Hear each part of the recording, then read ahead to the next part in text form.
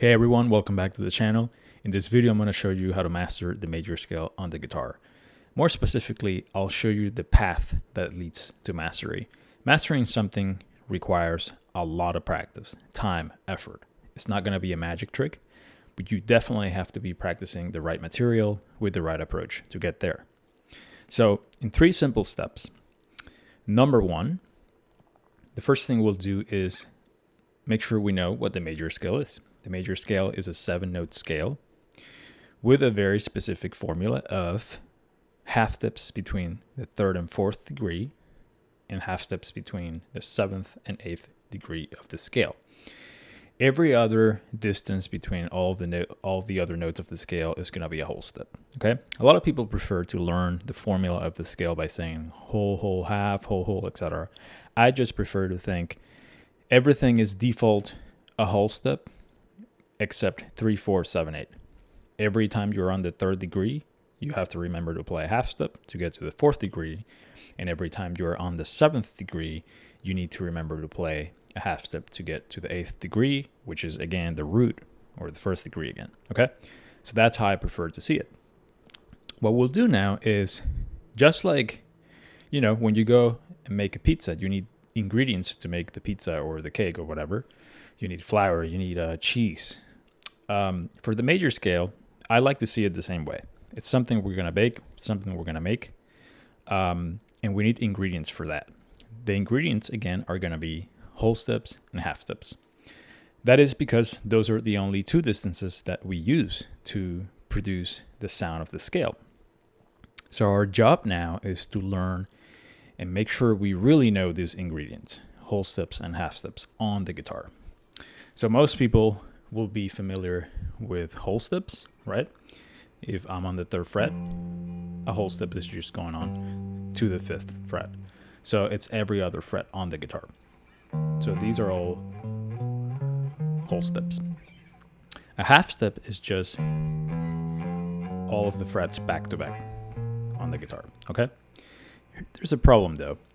We're not just gonna play things on one string. We need to play things across the fretboard using different strings, etc.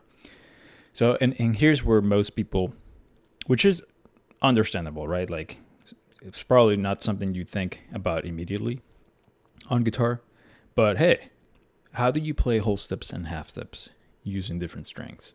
So we need to make sure we know this because we're going to be using it. Again, we need to master the ingredients of the scale first. So we know how to play them again on one string. I'm going to show you how to play them using different strings. For a whole step, let's say you are on the 5th fret of the 6th string. And let's say you want to play this whole step, 5 to 7, A to B, using that same starting note, but going on to the next string. Well, memorize this shape. You need to leave 2 frets of separation between the 2 notes going in that direction.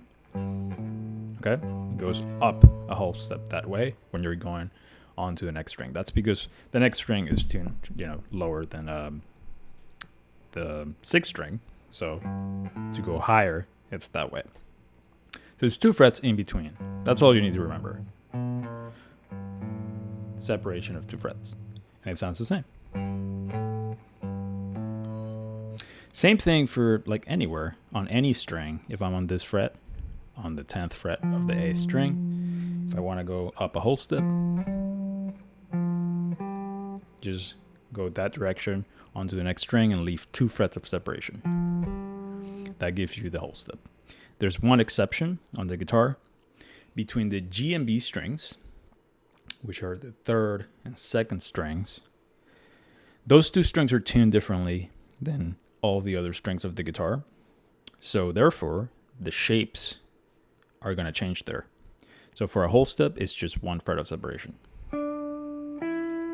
Okay, so if I'm on the 7th fret and I want to go and play a whole step onto the next string, leave 1 fret of separation. Okay, so that's whole steps. Let's do half steps now. So once again, a half step on one string would just be frets back to back.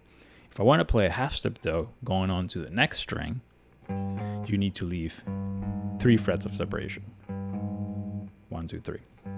and gives you the same sound. Same thing anywhere. If I'm on the 10th fret of the D string and I want to play a half step going up onto the next string, leave 3 frets of separation between the 2 notes. That gives you the sound of the half step. And once again, between the G and B strings, there's going to be a variation. We're going to have to leave 2 frets of separation to create the sound of a half step. Okay?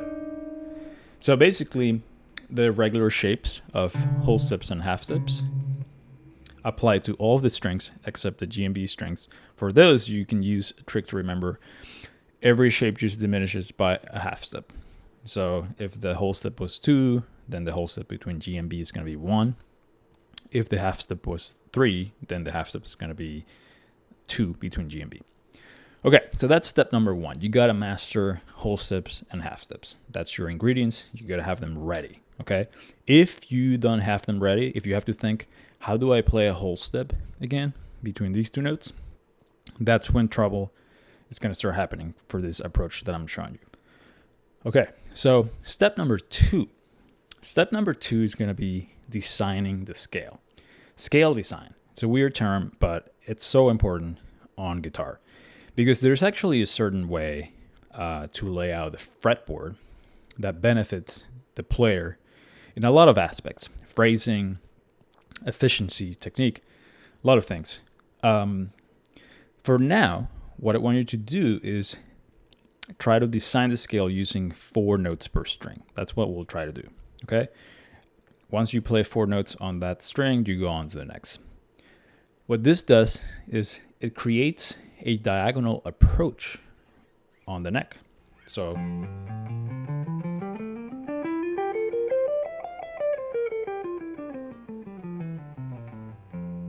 okay, so it's a nice kind of like seamless transition between the strings. And if you draw a line, between the lowest note of the guitar and the highest note, the most natural way to get across from that low note to the high note, it's a diagonal line. It's not really an L shape, right? Because a lot of students get locked into the position plane. And instead of learning one big neck, right, because this thing is already complicated enough, instead of learning one neck, a lot of people never really leave the position plane. So you have 1, 2, 3, 4, 5 different necks. So it gets more complicated that way. You got to try to learn it diagonally and learn how to fuse the whole thing together. It's like a big city that you start getting to know, with years of living there. Okay, so 4 notes per string is the default nice,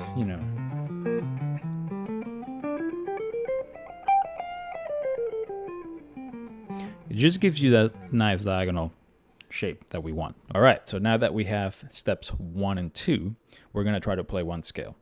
So we're going to use our ingredients, whole steps and half steps, in the places that they need to be to produce the sound of the scale. And we're going to try to play 4 notes per string to get that diagonal shape. One more thing that we're going to try to do is say the note out loud in the degree number. So for example, I'm going to do G major. So I say G1. G is the note, 1 is the degree. That way, every time you say 3, it's like a reminder, hey, you need to do a half step. Every time you say 7, hey, you need to play a half step. Doesn't matter if it's on one string or going on to the next string. Okay, so let's try it. So G1, A2. So I know between 1 and 2 there's a whole step. That's why I did that. I know I need a whole step now. B3, 3, right? So we need a half step. So we are on C4. That's all the notes we can play on that string. That's 4 notes. We need to go to D5, right? So here's where we apply what we learned about whole steps and half steps. We are on 4 and we need to go on to 5. We need a whole step. We know how to play those whole steps between strings, right? Leave 2 frets of separation between the 2 notes. So C4, D5. And that's how we get to the right note. It's like a compass.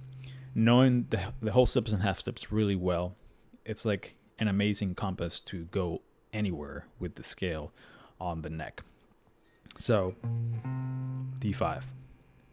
E6, F sharp 7, 7. So I need a half step. So G1,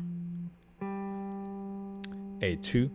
I went on to the next string. I know I need a whole step, so I apply the whole step shape. B3, C4, right? So half step there. D5, E6, F sharp 7, 7. So I need a half step. One more note on that string. A2. Okay, big moment here. Here's where we're going to apply the variation between the G and B strings, right? Whole steps are going to look different, and half steps too. We need a whole step here because we're on 2 and we're going on to 3. So a whole step would be just 1 fret of separation. So now C4, D5, that's 3 notes, right? E6, and then F sharp 7, and G1. Same thing when you go back, try to play 4 notes per string.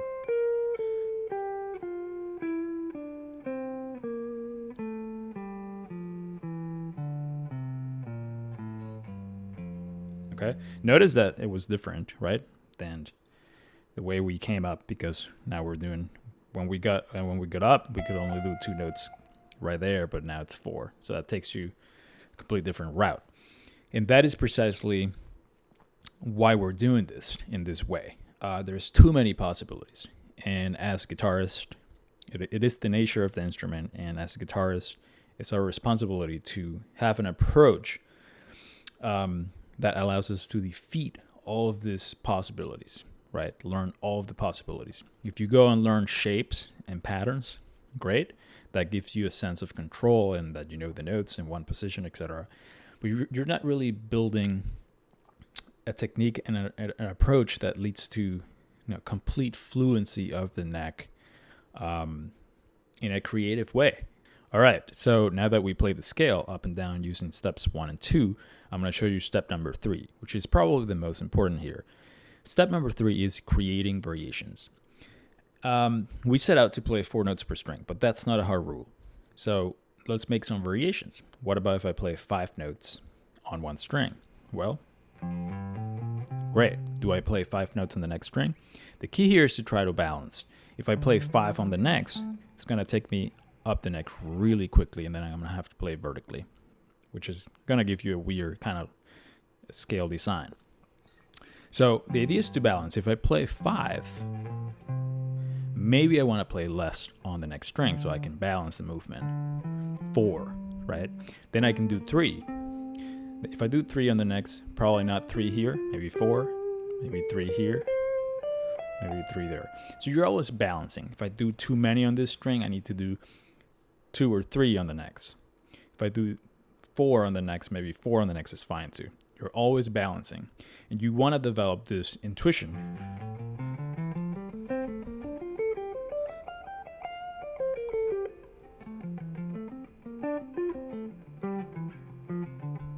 So that you can move nicely in a diagonal approach on the neck using the scale. So step number 3 is the most important too, because you start seeing all of the possibilities that we have to play the scale. And the only way to really explore these possibilities is understanding how to produce, is by understanding how to produce the sound of the scale with the whole steps and half steps. Again, they're like a compass that if you go in a direction that you've never explored and you know where you are, if you know how to play your whole steps and half steps, and again, you know where you are, you're going to be able to find the next note.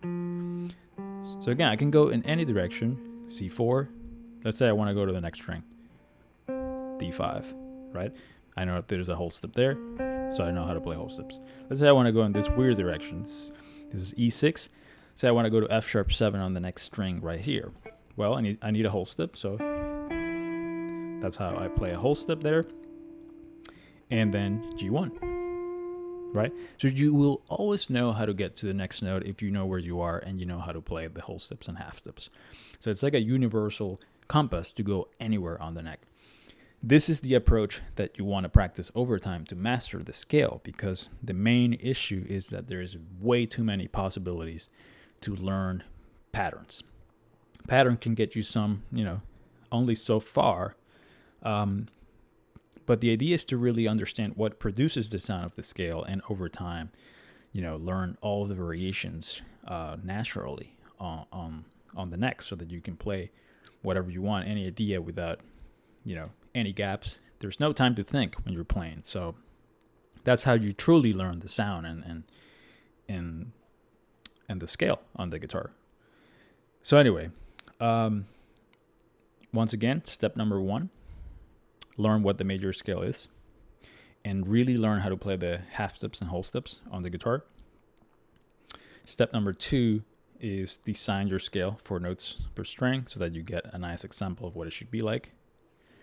And then step number 3 is creating variations. So 5 notes per string, not 5 notes per string, sorry, like maybe 5 notes on one string and then 3 notes on the next, like variations that you create randomly, keeping in mind that you have to balance, right? So there's actually one more step that I think is essential. Try to practice the scale from all scale degrees. So this would be playing it from the root, but after you're done, try to play the scale from A, which is the 2nd degree of the scale. So you would start with A2, B3, C4, D5, E6, and try to get to 3 octaves.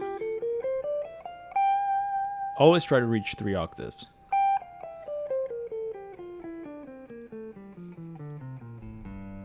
So that's an inversion of the scale. Some people call it, a mode of the scale, or so that way you don't just get used to starting the scale on the root. So that would be step number 4. Practice the scale from all of its degrees. All right, so that was everything for today's video. I hope you found it helpful. If you did, definitely like the video. It helps a lot. Subscribe to the channel for more content, and I'll see you guys on the next video.